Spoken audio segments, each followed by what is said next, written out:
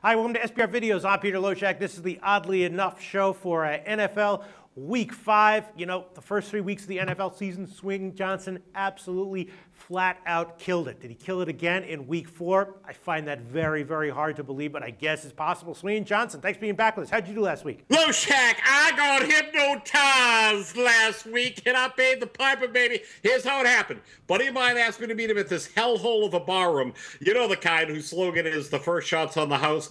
After that, you got to use your own bullets. Okay, one of those things. He says, Swinger, you got to get out of the Carolina Cats over the Ravens. He dazzled me with stats, baffled me with bullshit, and because of that, I stand 1-1 for last week because thanks, sweet Jesus, I picked the Vikings as home dogs over the Falcons as they not only cover the number, but won that game outright. So, Swingin Johnson, what are you now, 7-3 overall in the year so far with us? Yeah, plus 14 units because we use a 1 to 5 grading system, and that Carolina bet was 3 units, and the other one was 2. So, yeah, plus 14 units. Can't complain, baby. That is a flat-out kick-ass record there, Swingin Johnson. All right, let's hear what you have for us for NFL Week 5.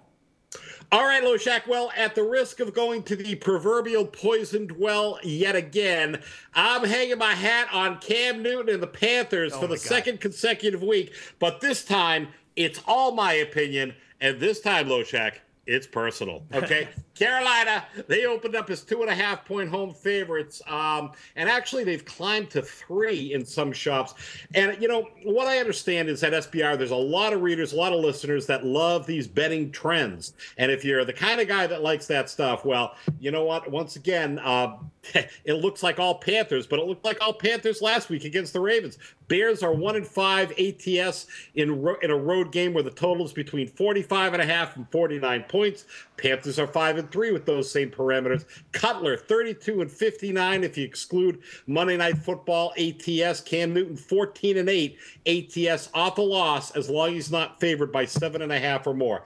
Bears are 1-3-1 against the spread in their last 5 meetings. Bears are 0-5 against the spread in their last 5 games in October. So if you like that stuff, then man, oh man, it looks good for the Panthers.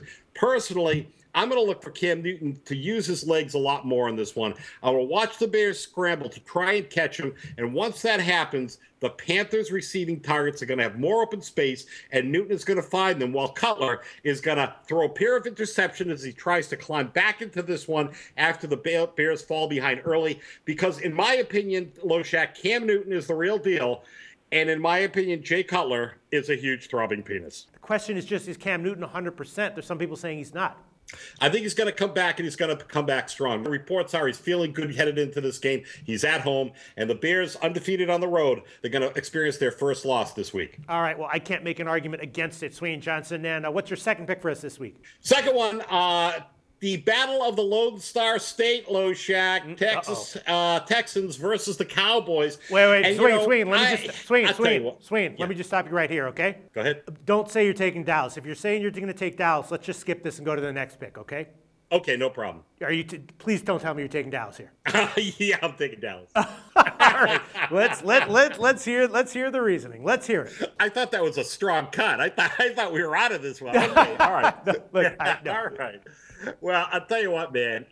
First of all, Loshak, we did a preseason video on where teams are going to end up, and I'm sure you don't recall this because you do 1,000 of these a day, but Dallas was my premier pick to win the NFC East, and of course it's early, but they're looking good, and the reason they're looking so good is because they have a bona fide rushing attack with DeMarco Murray, and let's just hope this guy stays healthy. They're ranked first in the NFL. Texans are 24th defending the run. J.J. Watt is immense. We know how great he is, but you know what? He's one guy. And the great thing about Romo is he now has a running game, which allows him to do play action and have them fight. And now he's got receivers, and he can get the ball in the hands of those receivers. Des White, I mean, come on, man. I mean, he is the real deal. Houston, if you like betting trends, again, we've got some more. Houston 7-14 ATS in its last 21 games, 1-8 straight up in its last 9 games on the road. Dallas has climbed to as high as 7 at 5dimes.com. But we can get him for -5.5 at WilliamHill.com right now, Wednesday afternoon. So this is a 4-unit play for me. Listen, you know they call him Tony Homo, right? You know that, right?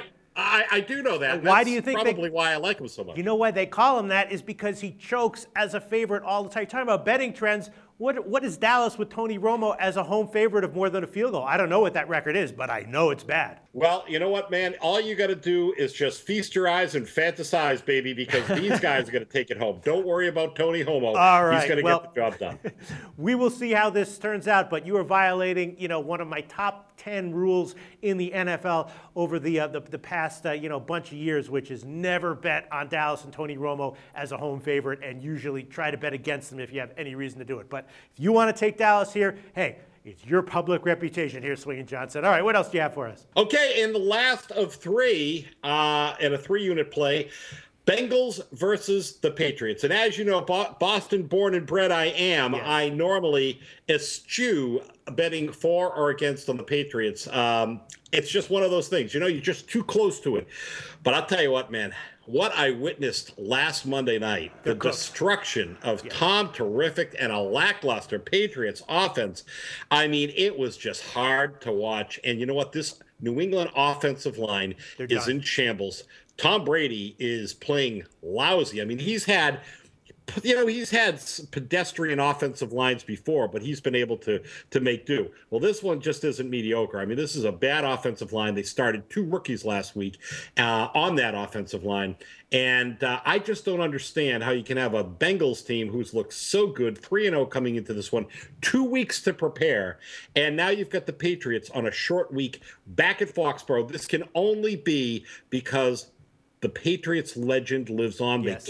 People cannot believe that the Patriots aren't just going to bounce back and suddenly magically appear to be the Patriots of yore. So I'll tell you what, man, Bengals coming into this one, I don't even know why they're not 4-point favorites, but you know what? We'll take them at -1 all day long. And that's a 3-unit play for me. This might be the most obvious public play of the year. Maybe it's the squarest play. I don't know. But to me, we might look back on this and in retrospect say this was the best play of the entire year in the NFL, because I agree with you, man. The Patriots look done and cooked, and if they were going up against, I don't know, the Jags or something, maybe it'd be a different situation, but going up against the Bengals off a bye, the line just looks super, super fishy, right? How can the Bengals be just a 1-point favorite here? It almost looks like a trap game. Yes, it's the trap of the century.